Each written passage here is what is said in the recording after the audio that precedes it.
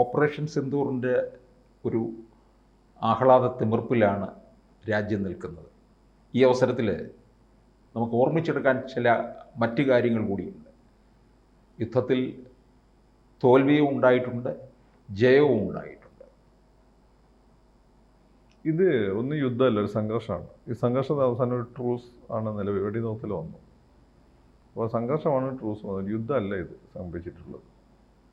യുദ്ധം നടക്കുന്ന ഉക്രൈനിലാണ്, അത് ഫുൾ ഫ്ലെഡ്ജ്ഡ് വാറാണ്. ഇത് ഫുൾ ഫ്ലെഡ്ജ്ഡ് വാറിലേക്ക് പോകുന്നതിന് മുമ്പ് ഒരു സംഘർഷം മാത്രമാണ്. അപ്പോൾ ഈ സംഘർഷത്തിന് ആർക്കാണ് മേൽക്കൈ എന്ന് നമുക്ക്, ഒരു ട്രൂസ് വന്നു കഴിഞ്ഞാൽ അവിടെ തോൽവിയോ ചെയ്യല്ല, ആർക്കാണ് മേൽക്കൈ എന്നുള്ളതാണ് ചോദ്യം. അങ്ങനെ നമുക്ക് കിട്ടുന്ന വിവരങ്ങളുടെ അടിസ്ഥാനത്തിൽ ഇന്ത്യക്ക് തന്നെയാണ് മേൽക്കൈ. പാകിസ്ഥാന് അതിശക്തമായിട്ടുള്ള തിരിച്ചടി കൊടുക്കാൻ പറ്റിയിട്ടുണ്ട്.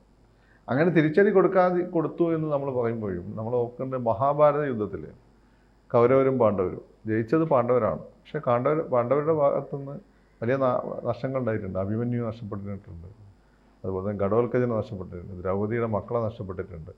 അങ്ങനെ നഷ്ടങ്ങളുണ്ട്. ഈ യുദ്ധത്തിൽ അങ്ങനെ നഷ്ടവും ലാഭവും ഉണ്ട്. അല്ലാതെ ചില സിനിമകളിൽ പോലും അങ്ങനെയല്ലേ, ഈ നായകനെല്ലാം നഷ്ടപ്പെട്ട അവസാനം ഒരു പോയിന്റ് ഓഫ് ടൈമിൽ അയാൾ തിരിച്ചടിക്കുന്നതാണ്. അതാണ് ഈ സിനിമയുടെ അവസാനം ക്ലൈമാക്സ് എന്ന് പറയുന്നത്.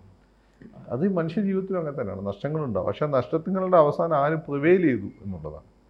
അപ്പോൾ അത് നമുക്കറിയാം. പാകിസ്ഥാൻ ഇങ്ങോട്ട് വിളിച്ചാണ് നിർത്തിക്കൂടെ എന്ന് ചോദിച്ചത്. അത് പാകിസ്ഥാൻ നിഷേധിച്ചിട്ടില്ല. അമേരിക്ക അങ്ങനെ തന്നെയാണ് പറയുന്നത്. വാൻസ് മോഡിനെ വിളിച്ചു, മോഡി വന്ന് അവർ വിളിച്ചു പോയിട്ട് അങ്ങനെയാണ് നമ്മൾ നിർത്താം എന്ന് പറയുന്നത്. അപ്പോൾ നമുക്ക് തന്നെയാണ് അതിൻ്റെ മേൽക്കൈ. ഈ മേൽക്കൈ അംഗീകരിച്ചുകൊണ്ട് നമ്മളെ ആളുകളെ മുഖയെ നഷ്ടപ്പെടുത്താതെ ആയിരിക്കണം ഡിബേറ്റുകളും ഡിസ്കഷനും പോകേണ്ടത്.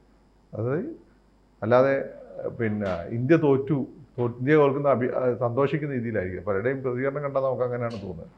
ഇന്ത്യ തോറ്റാൽ അവർക്ക് സന്തോഷമാണ് എന്ന രീതിയിലുള്ള പ്രതികരണമാണ് പല ആളുകളുടെ അടുത്തും ഉണ്ടാകുന്നത്. രാജ്യസുരക്ഷയായിട്ട് ബന്ധപ്പെട്ട കാര്യങ്ങൾ അതിൽ സത്യവും കള്ളവും ഒക്കെ ഉണ്ടാവും. അതിൽ നമ്മുടെ രാജ്യത്തിന് ഗുണകരം. അപ്പോൾ നമ്മൾ യുദ്ധത്തിൽ തോറ്റു എന്ന് തന്നെ വിചാരിക്കുക. എന്നെങ്കിലും പോയി നമ്മൾ തോറ്റു എന്ന് പറയാൻ പാടില്ല. നമ്മൾ ആളുകളെ മൊബൈൽ നഷ്ടപ്പെടും. അത് കുറേ കാലത്തിന് ശേഷം മറ്റും പറഞ്ഞത്. ഈ യുദ്ധത്തിൽ അത് സംഭവിച്ചിട്ടില്ല, നമുക്ക് തന്നെയാണ് മേൽക്കൈ. അപ്പം ട്രംപിൻ്റെ പ്രസ്താവനയിലാണെങ്കിലും വന്ന ന്യൂസുകളുടെ അടിസ്ഥാനത്തിൽ നമുക്കത് പറയാൻ പറ്റും. അവരിങ്ങോട്ട് വിളിച്ച് ആവശ്യപ്പെട്ടതാണ്. They started the war, so they started the problem. അപ്പോൾ അവർ തന്നെയാണ് ആ പ്രോബ്ലം അവസാനിപ്പിക്കേണ്ടത്. അവർ വിളിച്ചു പറഞ്ഞു അവസാനിച്ചു. അല്ലേ സംഭവിച്ചിട്ടുള്ളത്. പക്ഷേ ഇവിടെ ചില മാധ്യമങ്ങളും ചില രാഷ്ട്രീയക്കാരും ചില ബുദ്ധിജീവികളും ഇന്ത്യക്ക് വലിയ തിരിച്ചടി കിട്ടിയെന്ന രീതിയിലാണ് പറയുന്നത്. തിരിച്ചടി കിട്ടിയെന്ന് അതിനവർ പറയുന്നത് വെച്ചാൽ അന്നത്തെ ഇപ്പോഴത്തെ ചീഫ് ഓഫ് ആർമി സ്റ്റാഫിൻ്റെ ഒരു പ്രസ്താവനയാണ്. അതിന് മുമ്പ് തന്നെ ഈ വാർത്താ സമ്മേളനത്തിന് വന്ന നേവി ഫോഴ്സിൻ്റെ പ്രതിനിധി പറയണ്ടേ, നമ്മൾക്ക് യുദ്ധം ഉണ്ടാകുന്ന സമയത്ത് യുദ്ധവിമാനങ്ങളൊക്കെ നഷ്ടപ്പെട്ടിട്ടുണ്ടാകും, സ്വാഭാവികം. സംഘർഷം നടക്കുമ്പോൾ ഇതൊക്കെ നഷ്ടപ്പെടുന്ന അത് സ്വാഭാവികമാണ്. അല്ലാതെ ഒരു നഷ്ടം വരാതെ ആരും ഒരു യുദ്ധത്തിനും ജയിച്ചിട്ടില്ല. ഇപ്പോൾ ഇറാൻ യുദ്ധത്തിൽ പോലും ഇറാഖ് അമേരിക്ക യുദ്ധത്തിൽ പോലും അമേരിക്കയ്ക്ക് ചെറിയ നാശനഷ്ടങ്ങൾ വന്നിട്ടുണ്ട്. അമേരിക്കയുടെ വാർപ്ലെയിൻസും മറ്റും വെടികൊണ്ടിട്ടുണ്ട്. ഇത് സ്വാഭാവികമാണ്, അത് ചെയ്യാൻ പറ്റും. അതിൻ്റെ പുറത്ത് അത് മാത്രം ഉയർത്തിക്കുക. അപ്പോൾ 1-2 യുദ്ധവിമാനങ്ങൾ നമുക്ക് നഷ്ടപ്പെട്ടു എന്ന വലിയ കാര്യമല്ലോ. യുദ്ധത്തിൽ അത് സംഭവിക്കും. വല്ല ഏലിയൻസ് വന്ന് നമുക്കറിയാത്ത ടെക്നോളജി വെച്ച് യുദ്ധം ചെയ്താൽ മാത്രമാണ് പൂർണ്ണമായ വിജയം അവർക്കും പൂർണ്ണമായ പരാജയം നമുക്കും ഉണ്ടാവുള്ളൂ. അപ്പോൾ ഇവിടെ നമ്മളെന്താ ചെയ്യേണ്ടത്? നമുക്ക് നഷ്ടപ്പെട്ട 2 വിമാനങ്ങളല്ല, പാകിസ്ഥാൻ്റെ 7-8 വിമാനങ്ങൾ നഷ്ടപ്പെട്ടു എന്നാണ് ഇൻ്റർനാഷണൽ മാധ്യമങ്ങൾ റിപ്പോർട്ട് ചെയ്യുന്നത്. അവർക്ക് അതിശക്തമായ തിരിച്ചടി ഉണ്ടായിരുന്നു. അവിടെ ഭൂമി കുലുക്കം പോലുള്ള പ്രകമ്പനങ്ങൾ ഉണ്ടായിരുന്നു റിപ്പോർട്ട് ചെയ്യപ്പെട്ടിട്ടുണ്ട്. നമ്മളതല്ലേ ഹൈലൈറ്റ് ചെയ്യേണ്ടത്. അതല്ല ഇന്ത്യക്ക് വിമാനം നഷ്ടപ്പെട്ടു, റഫേൽ നഷ്ടപ്പെട്ടു എന്നാണ് പറയുന്നത്. ഓഫ് കോഴ്സ് റഫേൽ നഷ്ടപ്പെടും. റഫേൽ മാത്രമല്ല, ലോകത്തെ ഏറ്റവും അത്യന്തിക വിമാനം F-35 ആണ്, F-22 റാപ്റ്ററാണ്. ഇതൊക്കെ തന്നെ പരീക്ഷണ പറക്കലിടയിൽ ഈ വിമാനങ്ങൾ തകർന്നു വീണിട്ടുണ്ട്. അതൊക്കെ സ്വാഭാവികമാണ് യുദ്ധത്തിൽ. അപ്പം നിങ്ങളുടെ രാജ്യസ്നേഹം പരീക്ഷിക്കപ്പെടുന്നത് നിങ്ങൾ ഈ സമയത്ത് എടുക്കുന്ന എന്ത് നിലപാട് എന്നതിൻ്റെ പുറത്താണ്. നിങ്ങൾ ഒരു റഫേൽ വീണിട്ടുണ്ടെങ്കിൽ അതിനെപ്പറ്റിയാണ് നിങ്ങൾ ചർച്ച ചെയ്യുന്നതെങ്കിൽ നിങ്ങളുടെ രാജ്യസ്നേഹം ക്വസ്റ്റ്യനബിളാണ്.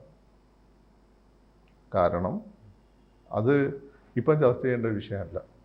യുദ്ധത്തിൽ ഇത് സംഭവിക്കും. ഏത് യുദ്ധത്തിലാണ്? ഇന്ദിരാഗാന്ധി എത്ര യുദ്ധങ്ങൾ ജയിച്ചു? അതിലെത്ര നഷ്ടങ്ങൾ നമുക്ക് പറ്റിയിട്ടുണ്ട്? സൈനിക നഷ്ടം, എത്ര ടാങ്കുകൾ നഷ്ടപ്പെട്ടു ഇല്ലേ?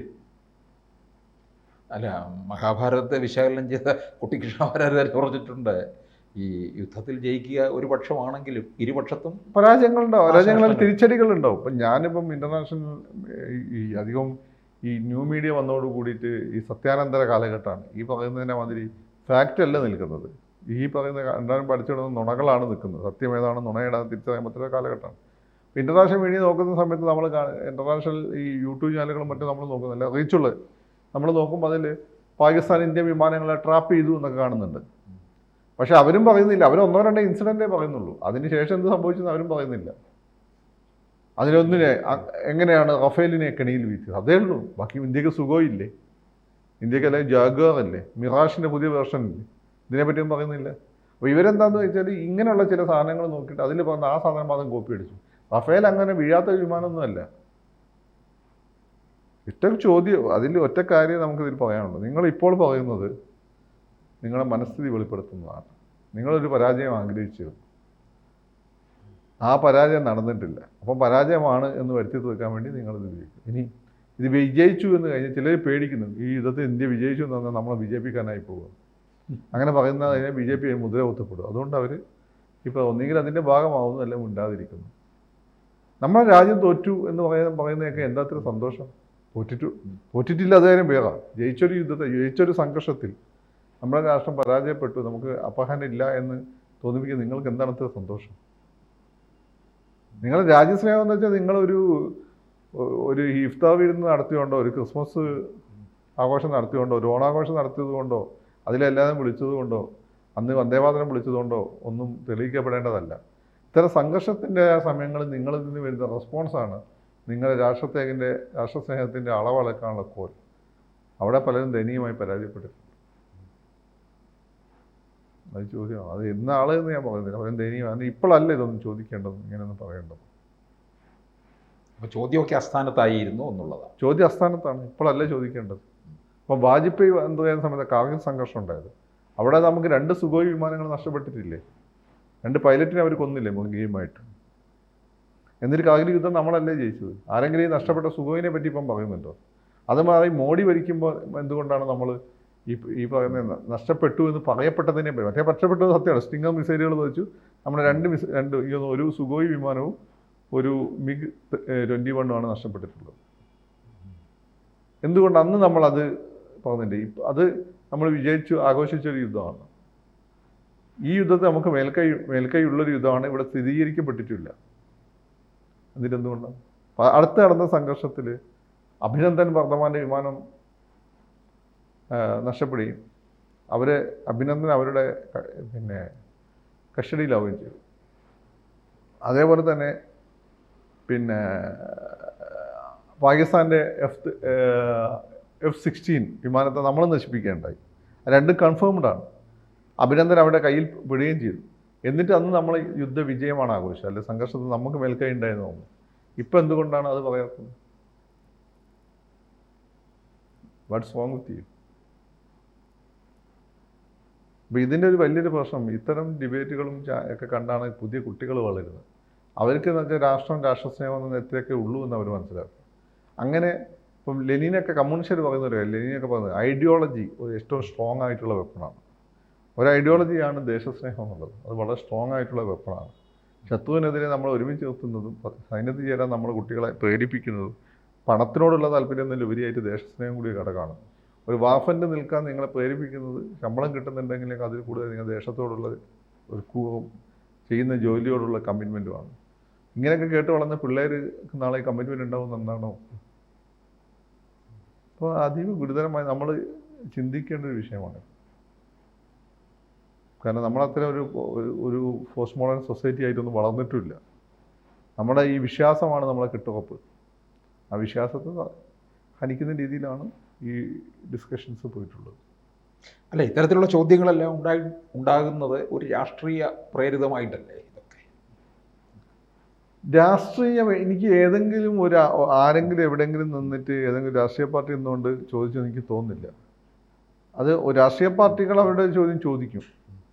പക്ഷെ അതിലുപരിയായിട്ട് പലരുടെ ഉള്ളിൽ നിന്ന് എന്തോ നമ്മൾ തോൽക്കാൻ ആഗ്രഹിക്കുന്നത് പോലെ ഒരു ഫീല് വന്ന പോലെ എനിക്ക് തോന്നി. അത് രാജ്യത്തോടുള്ള അവരുടെ കൂറിൻ്റെ കുറവുകൊണ്ടല്ല, മോഡി തോൽക്കണം എന്നുള്ളത് കൊണ്ടാണ് തോന്നുന്നു. എനിക്കതങ്ങനെ അത് തോന്നിയത്.